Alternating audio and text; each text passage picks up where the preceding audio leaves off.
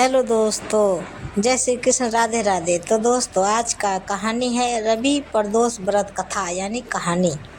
रविवार के दिन यह व्रत आने के कारण इसे रवि प्रदोष व्रत कथा कहा जाता है। प्रदोष व्रत हर महीने के दोनों पक्षों की त्रयोदशी तिथि को रखा जाता है।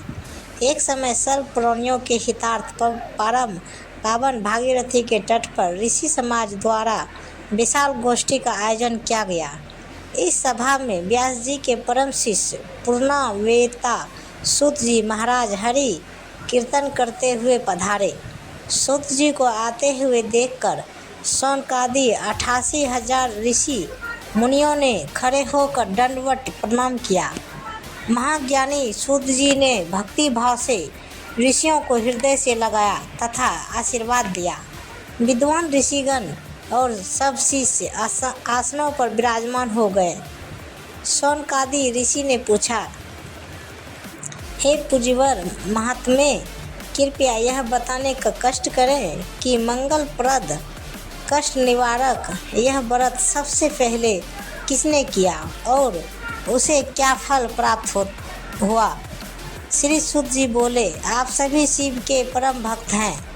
आपकी भक्ति को देखकर मैं व्रती मनुष्यों की कथा कहता हूँ, तो ध्यान से सुनो और अंत तक सुने। तो रवि प्रदोष कथा। रवि प्रदोष व्रत की कथा के अनुसार एक गांव में अति दीन ब्राह्मण निवास करता था। उसकी साध्वी स्त्री प्रदोष व्रत क्या करती थी। उसे एक ही पुत्र रत्न था। एक समय की बात है, वह पुत्र गंगा स्नान करने के लिए गया। दुर्भाग्यवश मार्ग में चोरों ने उसे घेर लिया और वे कहने लगे कि हम तुम्हें मारेंगे नहीं, तुम अपने पिता के गुप्त धन के बारे में हमें बतला दो।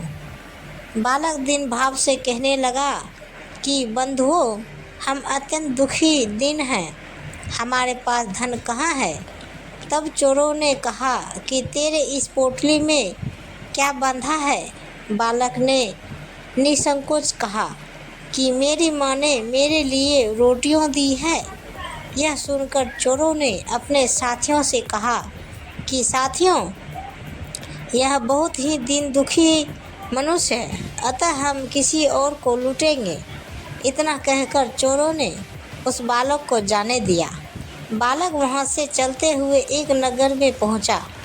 नगर के पास एक बरगद का पेड़ था। वह बालक उसी बरगद के वृक्ष की छाया में सो गया। उसी समय उस नगर के सिपाही चोरों को खोजते हुए उस बरगद के वृक्ष के पास पहुँचे और बालक को चोर समझकर बंदी बना राजा के पास ले गए। राजा ने उसे कारावास में बंद करने का आदेश दिया। ब्राह्मणी का लड़का जब घर नहीं लौटा तब उसे अपने पुत्र की बड़ी चिंता हुई। अगले दिन प्रदोष व्रत था।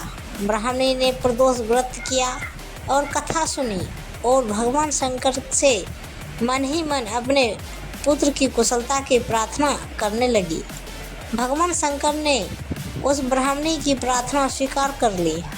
उसी रात भगवान शंकर ने उस राजा को स्वप्न में आदेश दिया कि वह बालक चोर नहीं है, उसे प्रातःकाल छोड़ दे, अन्यथा उसका सारा राज्य वैभव नष्ट हो जाएगा। प्रातःकाल राजा ने शिव जी के आज्ञा अनुसार उस बालक को कारावास से मुक्त कर दिया। बालक ने अपनी सारी कहानी राजा को सुनाई। सारा वृत्तांत सुनकर राजा ने अपने सिपाहियों को उस बालक के घर भेजा और उसके माता पिता को राज दरबार में बुलाया। उसके माता पिता बहुत ही भयभीत थे। राजा ने उन्हें भयभीत देकर कहा कि आप भयभीत ना हो, आपका बालक निर्दोष है।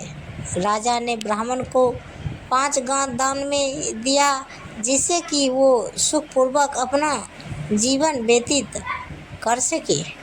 तो भगवान शिव की कृपा से ब्राह्मण परिवार आनंद से रहने लगा। अंततः जो मनुष्य रवि प्रदोष व्रत को करता है या कथा सुनता है वह सुखपूर्वक और निरोगी होकर अपना पूर्ण जीवन व्यतीत करता है तथा उसके जीवन में खुशहाली आती है। मैं हमेशा कोशिश करती रहूँगी कि आपको मेरी कहानी पसंद आए। मुझे आप सभी की साथ की ज़रूरत है दोस्तों और रहेगी।